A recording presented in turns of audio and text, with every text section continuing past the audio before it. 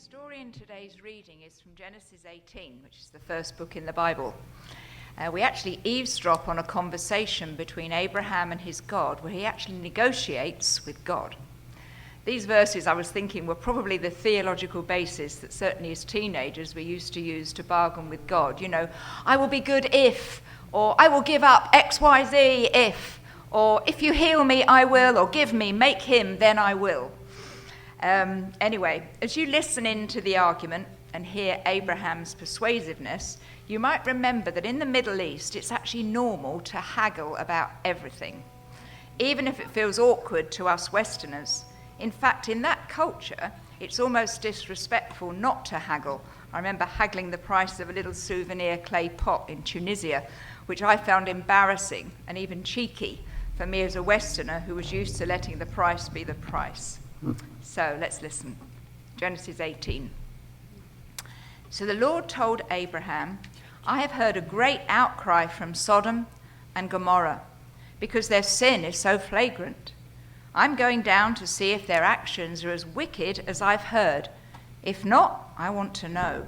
We skip a verse. And then Abraham approached the Lord and said, will you sweep away both the righteous and the wicked?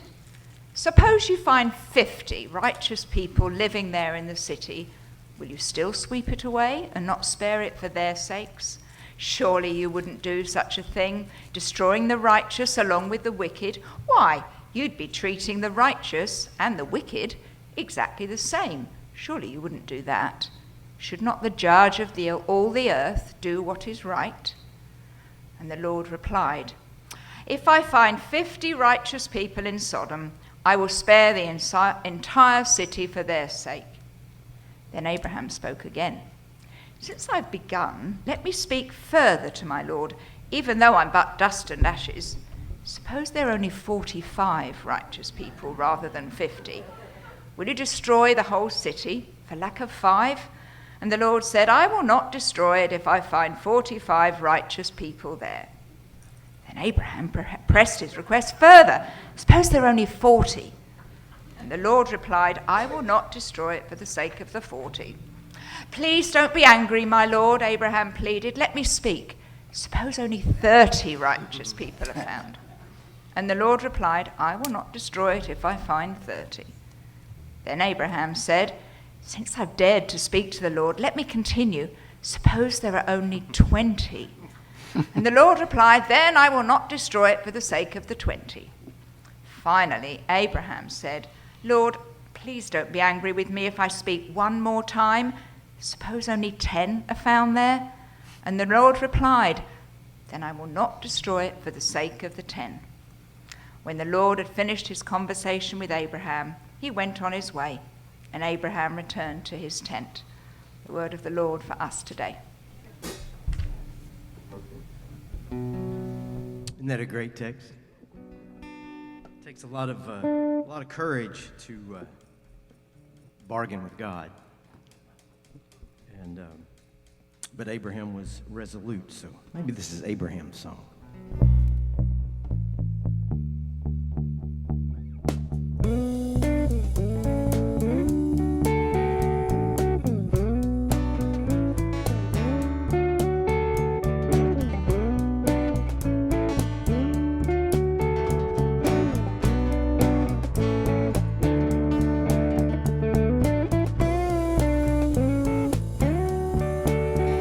Well, I won't back down.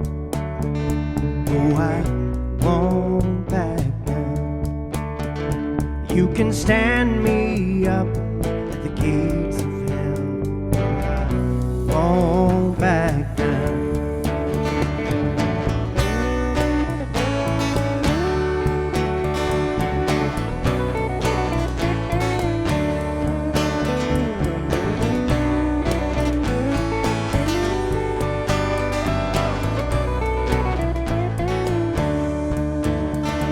Oh, I'll stand my ground, won't be turned around, and I'll keep this world from dragging me down. Stand my ground, and and I won't back down. Yeah, baby, there ain't no easy way out.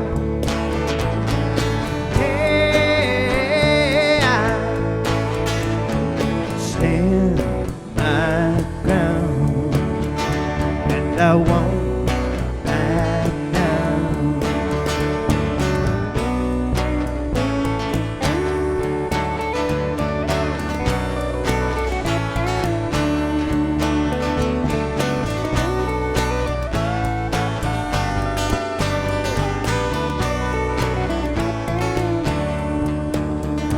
Well, I know what's right. I got just one life in a world that keeps on pushing me around. Stand my ground, and I won't back down. Hey, baby, there ain't no easy way out.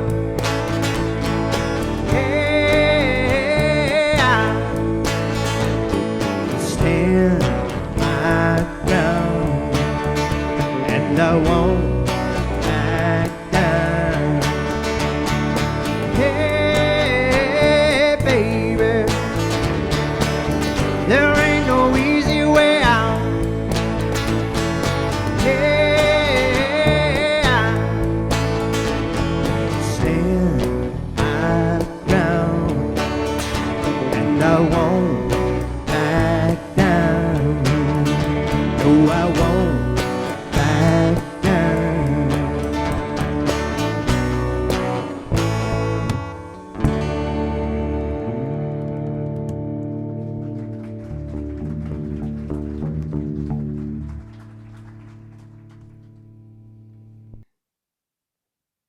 In 1939, Shiuni Sugihara was appointed as vice consul of the Japanese embassy in Lithuania, Eastern Europe. Immediately upon his arrival and given the times, Jews began visiting the Japanese consulate begging for exit visas to escape the oppression of the Nazis to the west. Sugihara contacted his superiors in Berlin and in Tokyo to ask if he could help these Jewish refugees with visas, and the answer was no. But Sugihara could not take no for an answer. True to his heart, Sugihara began to issue exit visas for Jews to travel through Japan, to China, to Russia, and points beyond to reach safety. Of course, this news traveled quickly, and Jews from seemingly everywhere began showing up in increasing numbers at Sugihara's door. 18 hours a day, he issued travel visas written by hand. In September of 1940, with war now engulfing all of Europe, the Japanese consulate in Lithuania was shuttered, and Sugihara was called home. At the train station, even as he departed, he cried out to the Jewish crowds that had followed him to the station, "Please forgive me, I cannot ride anymore." And he threw out of the train windows by the handfuls visas that were picked up on the side of the road and the side of the tracks that led others to safety. Upon his return to Japan, he was forced to resign for his actions. And even after the war, he was unemployable. He eked out a living until his death in 1986. And that is when the most extraordinary thing happened. Hundreds and hundreds of Jews unexpectedly showed up at his funeral. Only then did his family, his friends, his neighbors, and the world learn of what he had done during World War II. Someone from a Jerusalem newspaper did ask before his death why he had taken such risks in Lithuania. This is his answer. You want to know about my motivation? Well, it was the kind of sentiment anyone would have when he actually sees refugees face to face, begging, tears in their eyes. he just can't help but sympathize with them. Among the refugees were those who were so desperate that they went so far as to get on the ground and kiss my shoes. I actually witnessed such scenes with my own eyes, so I made up my mind to help. I knew that somebody would surely complain about me in the future, but I knew this was the right thing to do. How can it be wrong to save lives?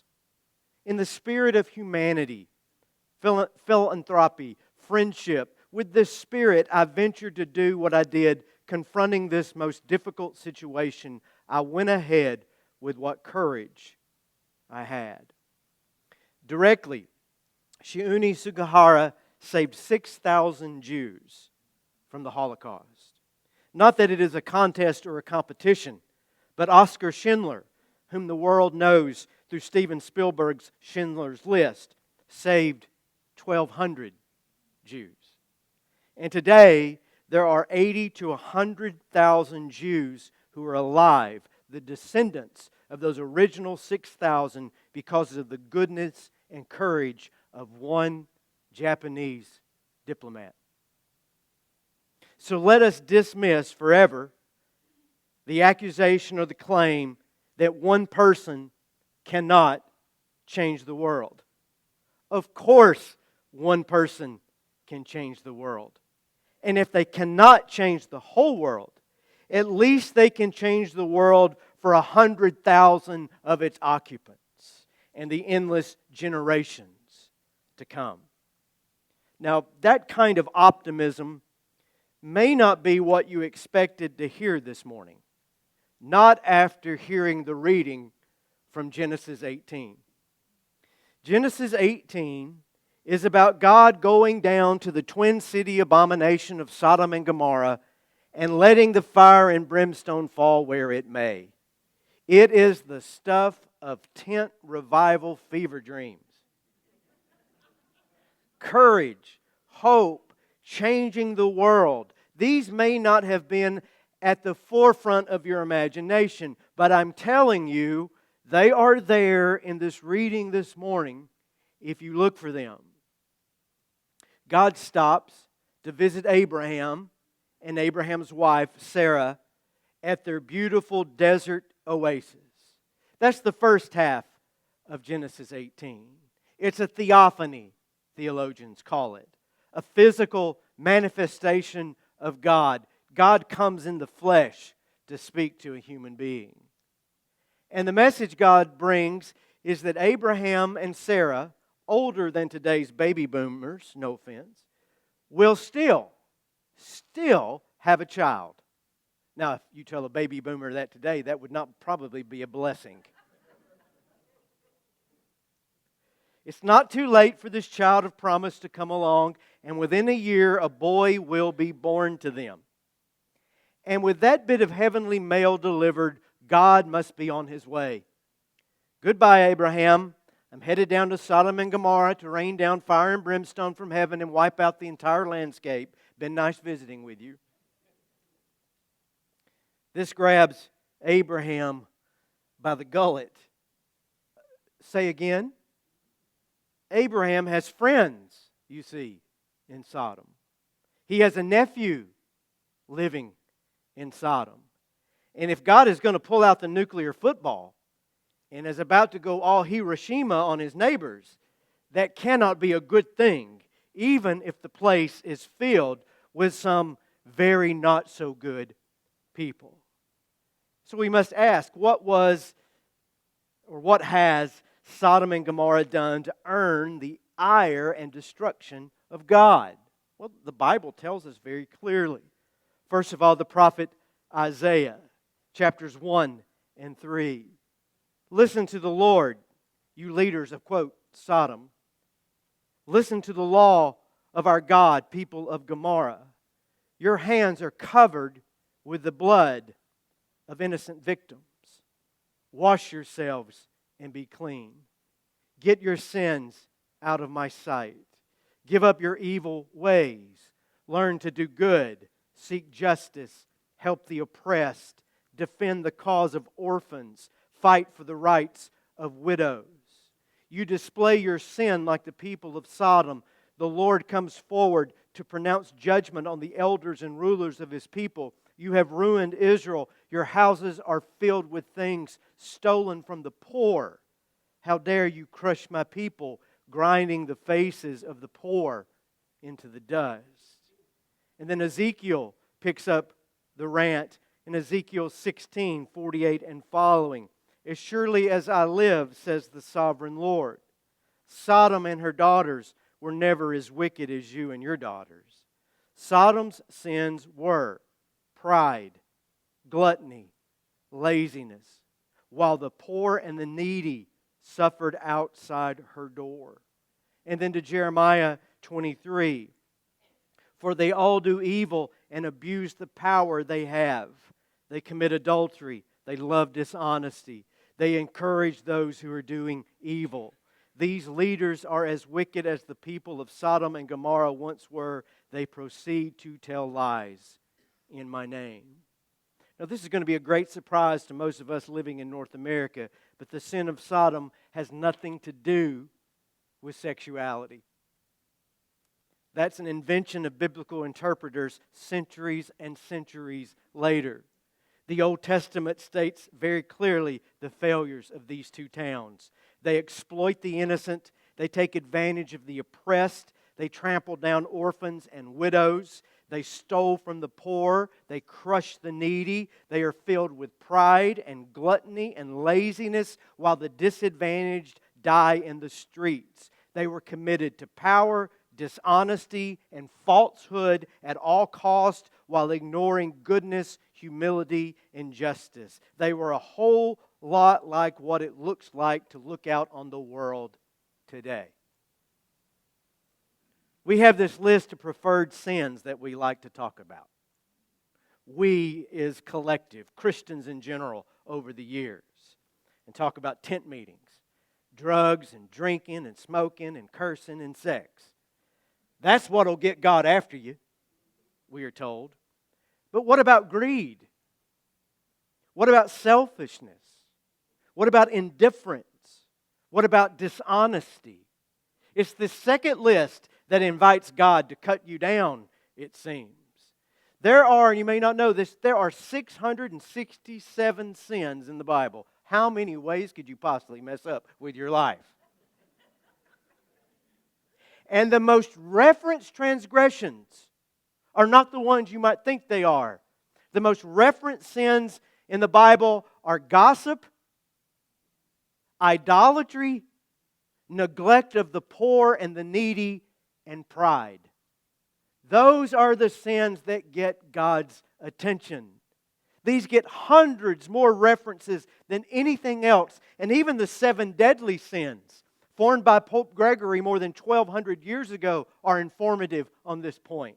They are pride, greed, wrath, envy, lust, gluttony, and sloth. Lust is as close as we get to anything sexual, and the rest of these we dismiss. But the rest of these seem to invoke fire and fury from God's own hand. With that established, how does Abraham deal with a fiery God going down to wipe out a metropolis of people?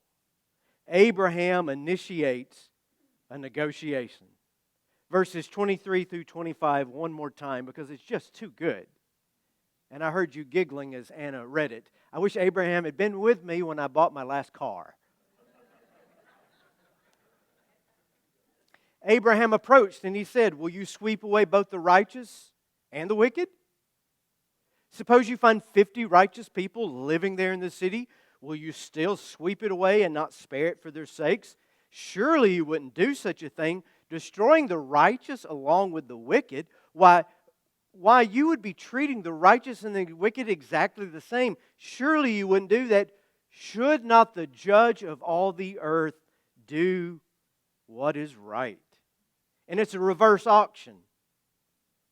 I got 50, I got 45, I got 40, I got 35, I got 20, I got 50. Down to 10. At 10, they finally say, it's a deal. This is to show both Abraham's tenacious chutzpah, for lack of a better word, and God's grace and leniency. When someone with some fortitude will take God on and say, let's work for what is right. For just 10 people out of thousands, God would let the status quo remain. The goodness of this tiny minority would be enough for the majority to survive, even though the majority would be oblivious to the grace that sustains them. For the sake of the 10, God says, I will not destroy them. It takes only a little goodness. It takes only a drop of righteousness in an otherwise contaminated ocean to keep death and destruction, it seems, at bay. For example, Cheese Whiz. Now, as a kid, I bet I ate 20 gallons of this stuff. Right? Nachos, tacos, sandwiches, chili. But somewhere along the way, Kraft changed the formula. I hate to disappoint you. There is no cheese in Cheese Whiz. It's true. It's a cheese product, but it ain't cheese. In fact, Cheese Whiz would only require the manipulation of about 3 molecules, and it becomes PVC pipe. Now think about that next time you pour a jar of this onto a Philly cheese and steak, okay? 3 molecules and one little change in the formulation, and you don't end up with Cheese Whiz, you end up with plastic. Now, that's what I'm saying. Just one little subtraction. If we took out just those few molecules of good that are in the world, well, my God, people, the whole thing may go to hell in a handbasket. And if you think the world's in pretty bad shape, what would it be like if we lost just those few good and godly that are standing in the gap? We would move from something potentially beautiful to something that is nothing but destructive.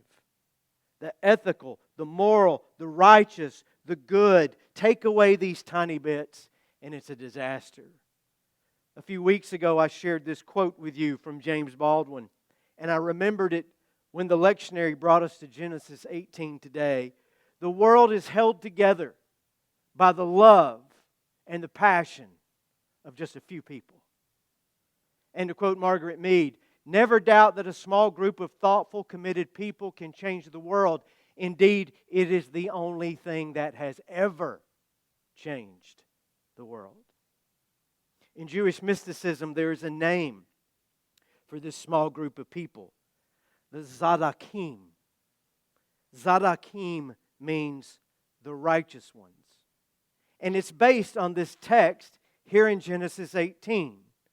The Talmud picks it up and goes on to elaborate and says this: there are no fewer than 36 righteous people in the world who daily greet the glory of God and keep the world alive. Now, in some traditions, it's 70. In other traditions, it's 45. In some Jewish traditions, it's as low as 18 or 10. But regardless, the belief remains the same. A tiny group of people, because of their innate goodness, because of their humble, just, loving hearts, proves to God that humanity is worth all the trouble. Therefore, God will never go so far as to wipe away humanity, for that would mean wiping away the righteous, and the judge of all the earth will do what is right. Generation after generation, age after age, these 36 people die and are replaced. They are rabbis, farmers, clerks, school teachers, waiters, bookkeepers, firemen, bus drivers, housekeepers, dog sitters. No one knows who they are. And while they are too good for this world, their goodness upholds the world and keeps all of creation from collapsing under the weight of all that has gone wrong. Their existence and their virtues that they live by are enough to keep the world from completely going off the rails. But you'll never know who they are because they don't even know who they are. They live and they die as ordinary people, obscure but good and true, keeping everything else within the grace of God. Yes, the world is full of corruption. It's full of vice and evil, just as in the days of Sodom, and God surely must contemplate bringing it all to an end. But through these righteous few, this hidden holiness, the world is spared. The question put to each of us then is this: could you be one of the 36? Could you, would you, can you, will you live in such a way that you will keep hope alive for the rest of the world? A monastery was dying. And once it had been this great order, but over time all of its branch houses were lost and closed. Now the main house was decimated. There are only 5 monks left. The abbot and 4 of his brothers, and they're all in their 80s. They know the end is near. And in the deep woods surrounding the monastery, there was this little cabin that a rabbi would come from town, and he would use it as his retreat from time to time. And he was a holy man. And so it occurred to the abbot that he would go visit the rabbi and ask for his advice. What could we do to keep our monastery going? What could we do to revive it? And so he goes to visit the rabbi at the little cabin. And the rabbi says to him, "Oh, I know how it is. The spirit has just gone out of most people. No one really comes to synagogue anymore either." And so the abbot and the old rabbi wept together about their predicaments. And the time came for the abbot to leave. And he said, "It's been so wonderful to visit with you, but before I go, is there nothing you can tell me that will help?" And the rabbi thought for a minute, and he said, "The only thing that I can tell you is that one of you is a Zadok." And that was it. The abbot goes back to the monastery, and the brothers gather around, and they say, "What did he say? What did he say? What should we do?" And he said, the rabbi said that one of us are among the Zadokim. One of us is a Zadok, but I don't really know what to do with that. And they all got to thinking about that. A Zadok. One of us is the hidden holy ones that keeps the world alive. Well, which one? Well, maybe it's the abbot. It could be the abbot. He's been our leader a long time. Could be Brother Thomas. Thomas is a holy man, and certainly he would qualify. It can't be Eldred. Brother Eldred is so crotchety and mean sometimes, but when you think about it, he always seems to be right about everything. Maybe he is. Not Brother Philip. I mean, he's sweet and all, but he's just a nobody. But maybe he is. And of course, the rabbi couldn't have been talking about me. God, no, not me. And what happened is, on the mere chance, the off chance, that one of them was a Zadok, they began to treat each other with incredible love and respect. And then on the off chance that one of them knew that they were the Zadok, they began to treat themselves with great love and respect. And before long, families from the nearby villages were coming to those woods to picnic, to pray. They didn't even know why they were showing up. But there was something magnetic about that monastery, something strangely beautiful about that small group of men, something loving and gracious. And then some young men showed up and started asking questions about the history of the order. And then one day one of the young men wanted to join, and then another, and then another. And so it was that over time, the monastery's order came roaring back more healthy than it had ever been before, because they were living in such a way that their lives could uphold the entire world. Could each of us believe and live that way as well? I pray now that we can. For the world just might be relying upon one of you in this room this morning.